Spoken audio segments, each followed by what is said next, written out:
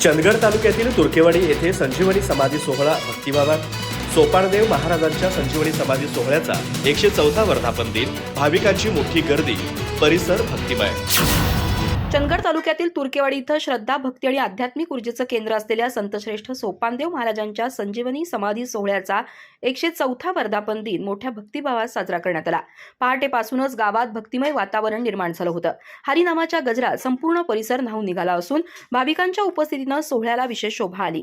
या पवित्र सोहळ्यानिमित्त आयोजित करण्यात आलेल्या महाप्रसाद पंक्तीचं पूजन माजी आमदार राजेश पाटील यांचे सुपुत्र निखिलदादा पाटील यांच्या हस्ते पार पडलं। यावेळी निखिलदादा पाटील यांनी संत परंपरेला वंदन करत भाविकांना शुभेच्छा दिल्या। संत विचार समाजात अधिकाधिक रुजावेत आणि आध्यात्मिक परंपरा अखंड सुरू राहावी अशी भावना त्यांनी व्यक्त केली। महाप्रसादाचा लाभ घेण्यासाठी परिसरासह दूरदूरच्या गावातील हजारो भाविकांनी मोठ्या श्रद्धेनं हजेरी लावली।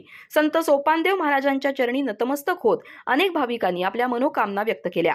या सोहळ्याच्या माध्यमातून समाजात एकात्मता, समता आणि भक्तिभाव यांचं दर्शन घडलं। संपूर्ण कार्यक्रम शांत, शिस्तबद्ध आणि भक्तिमय वातावरणात पार पडला।